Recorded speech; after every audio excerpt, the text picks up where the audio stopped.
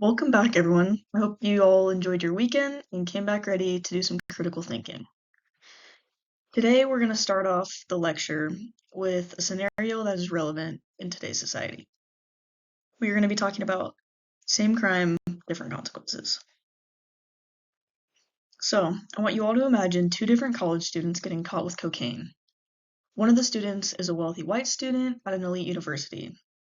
His parents hire a lawyer, he goes to rehab, and the court calls it a quote-unquote mistake.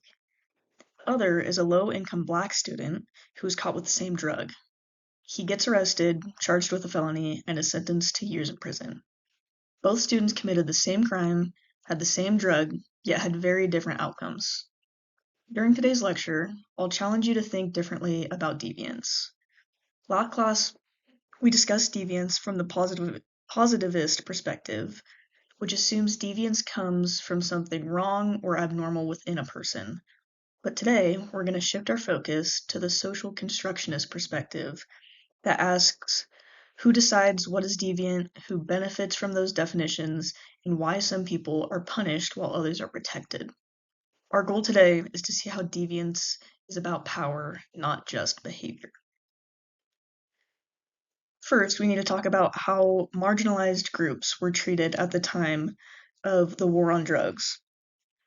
During this time, harsh sentencing laws were passed in relation to drug crimes and minimum mandatory sentencing.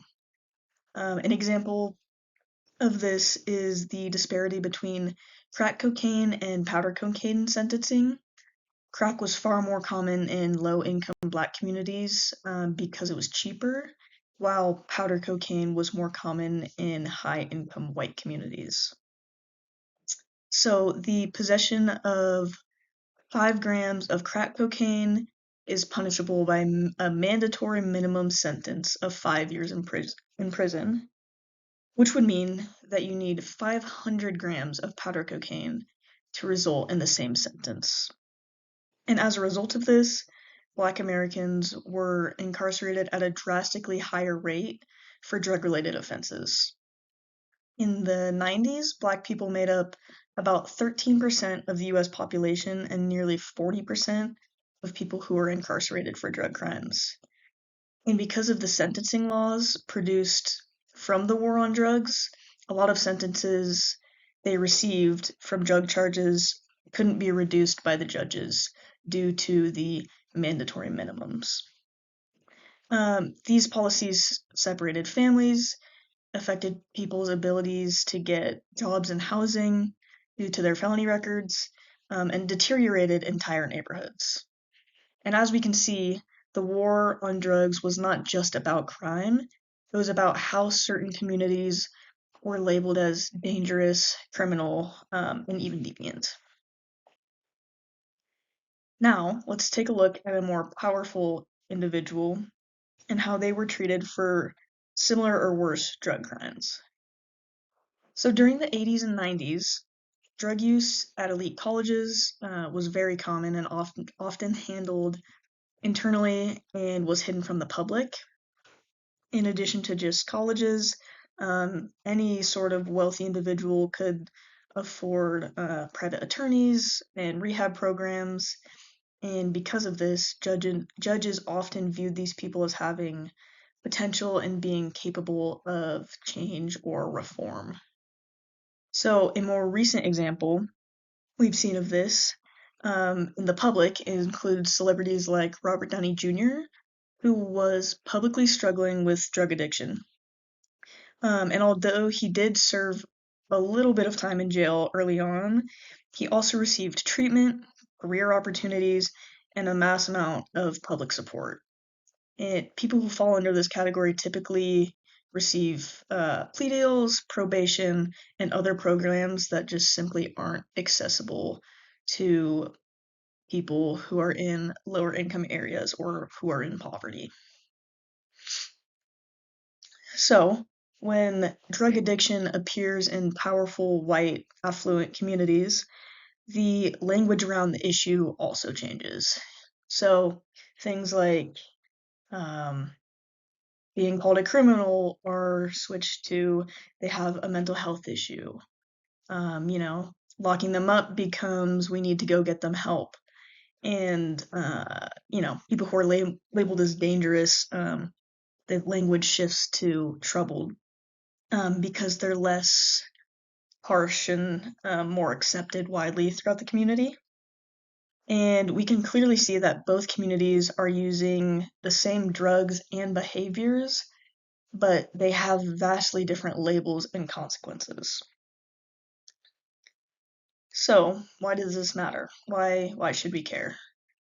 These inconsistencies for what and who is labeled deviant have massive consequences.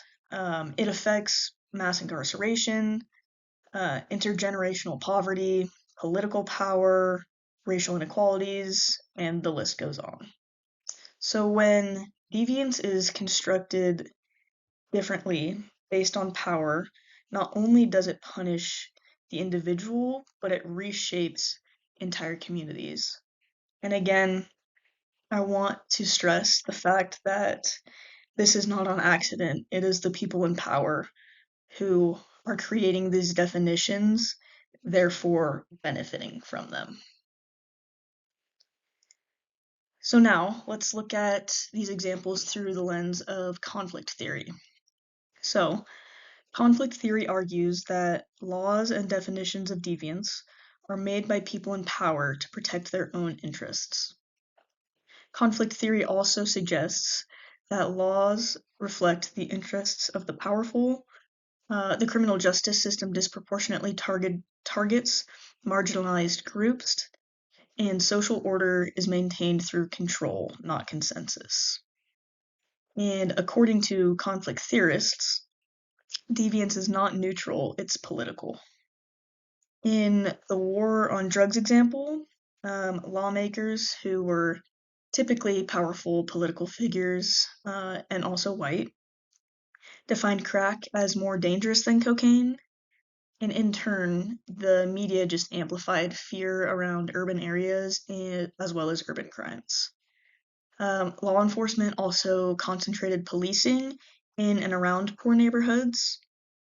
And conflict theory, looking at these issues through conflict theory, helps us see that the system wasn't only set up to quote unquote respond to crime, it also reinforced the social hierarchies.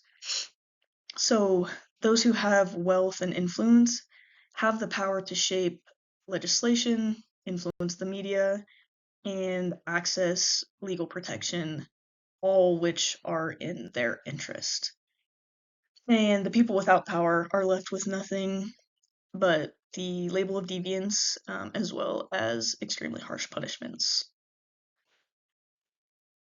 So, here's what I want you to take away from this lecture. Deviance is not just about what someone does, it's about who does it. And before you label someone as criminal or dangerous, I want you to ask yourself who made the rules, who's benefiting from that label, and if that individual would be treated the same if they were wealthier, whiter, or more powerful. As you grow older and enter the real world, it is important to understand that deviance is socially constructed because understanding this gives you the power to question systems, recognize inequality, and challenge labels. Thank you all for listening, and I will see you next time.